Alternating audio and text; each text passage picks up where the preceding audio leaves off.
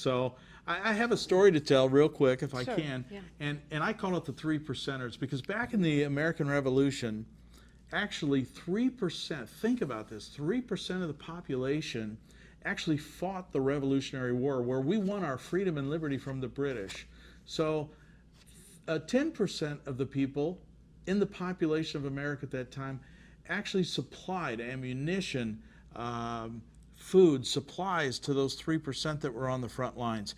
37% of the American population at the time actually fought against us with the British, and 50% of the American population did nothing. absolutely nothing. Yeah. They didn't even know there was a battle happening. And so those statistics, Donna, sound eerily familiar today, don't they? They do, they do. And that's what was so great about last night, being with that 3%. Yeah, Yeah, that's it. That's it. That's it. So get involved by watching Wake Up America Media Network. Get involved. Learn how you can gain the knowledge you need to be proficient in talking to your neighbors, your family, and friends about the issues that really pertain to us today. Those 3%ers, you know who they were? What's that? They were actually made up of the Black Robed Brigade. That's the pastors across America who had their congregations actually running home to get their muskets.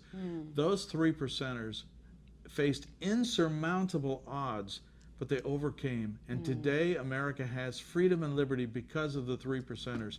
The sovereign hand of God was with them, working with them, and we defeated the British at that time. So today, as we face our obstacles, our insurmountable things that face us today, we have people even within our own ranks that are fighting against us. And so many are unaware that there's a battle going on. They don't even know what's happening. You know, and so many are just uninformed. They are. And they're not educated on the issues. And Dr. Ben Carson talked about that a little bit last night, and how important it is that we are all educated and really know the facts of not only where we came from, but what the current issues are and where we're going. That's right. And you know, Russ Devan said it so greatly last night when he said the enemy is ignorance. Yes. And so we've put up with this for so long that it's time to get educated. This is the day. This is the perfect time for Wake Up America Media Network. This is a network that is going to engage in providing knowledge to people across this nation that will arm them with knowledge that they can use effectively to take back lost territory that we've lost. Yeah. And folks, we've lost our families. We've lost so much ground in America. There's been like a spirit of oppression over America.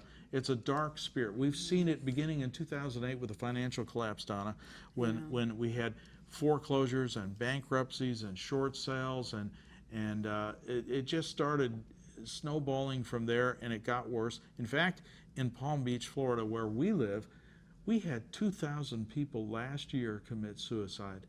Now, think about that, because the promise of hope and change ended up to become an empty promise because there was nobody leading the way. And today we face the greatest crisis in America that we know, which is the crisis of the loss of hope.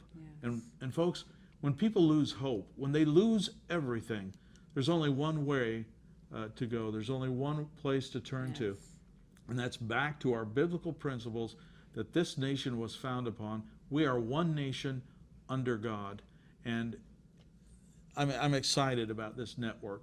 Yes, me too. And you know, when we talk about one nation under God, you know, we need to look at the church too as, and the Lord is our solution. And the world wants to look at many other things as the answer and the solution, but there isn't any other answer or solution. And part of that is what happened last night. It's also people coming together in unity in the same beliefs and faith and regaining this country to go back to our foundation. You know what? You said it, and that is unity. If the Church of Jesus Christ would ever put aside all their doctrinal differences and simply come together in unity, Washington would tremble. That's right. And so we need to do that. We need to work towards that end. You know, when we formed the colonies here in America almost 400 years ago now, and it's awkward because God seems to work in 400-year cycles.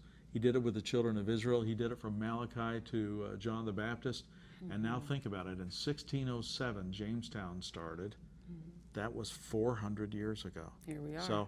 So many times empires last 200 to 300 years, you know? Right. 1776 to where we are today is in between that 200 and 300 year cycle. So you go through a lot of things.